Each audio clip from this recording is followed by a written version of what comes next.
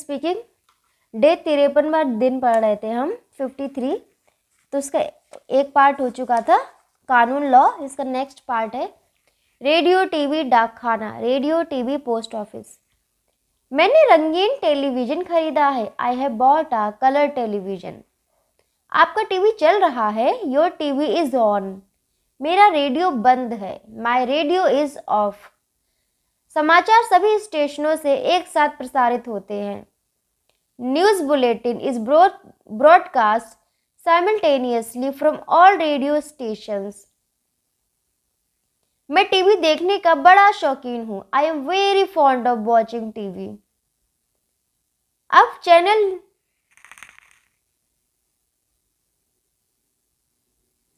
जी लगा दो, मतलब जी चैनल का नाम है, जो ZEE चैनल होता है वो। नाउ स्विच ऑन या ट्यून इनटू चैनल जी, या फिर नाउ स्विच ऑन चैनल जी, या फिर नाउ ट्यून इनटू चैनल जी। डाकिया चिट्ठियां छांट रहा है, the postman is sorting out the letters. अगली डाक 4:30 बजे निकलेगी। The next clearance is due at 4:30 PM। डाक दिन में 2 समय बढ़ती है। The mail is delivered twice a day. मैंने 50 रुपये मनी ऑर्डर द्वारा भेजे, I sent ₹50 by money order. Registered packet पर पूरे टिकट नहीं है, the registered packet needs more stamps. कृपया मनी ऑर्डर की रसीद भेजना, please acknowledge the money order. Television का हमारे जीवन में बहुत महत्वपूर्ण योगदान है। The television plays an important role in our daily lifes. मेरा रेडियो बड़ी साफ आवाज़ पकड़ता है, my radio has a very clear या शार्प रिसेप्शन। रिसेप्शन मतलब रिसीव करने वाला, पकड़ने वाला, ग्रहण करने वाला।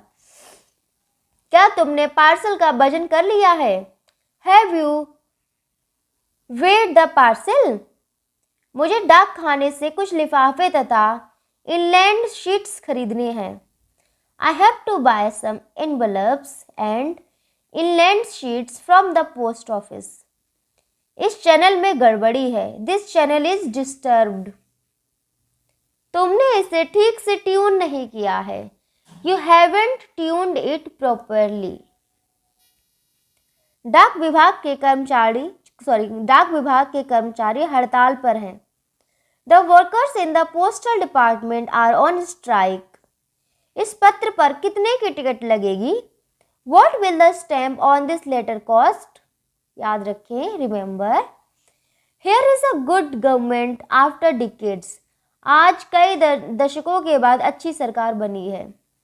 में गवर्न क्रिया में मेंट लगाने से संज्ञा गवर्नमेंट बनी है। इसी प्रकार कुछ अन्य संज्ञाएं निम्नलिखित हैं। एग्री से एग्रीमेंट, समझौता। अमेज से अमेजमेंट, आश्चर्य। अमेंड से अमेंडमेंट, सुधार। आर्ग्यू से आर्ग्यूमेंट, यहाँ आर्ग्यू की ई का लोप हो गया है, GUE, तो हाँ ई हटा के सीधे एमेंडमेंट लगा दिया है। आर्गुमेंट बहस करना। एम्प्लॉय से एम्प्लॉयमेंट, नौकरी। एक्साइट से एक्साइटमेंट, जोश।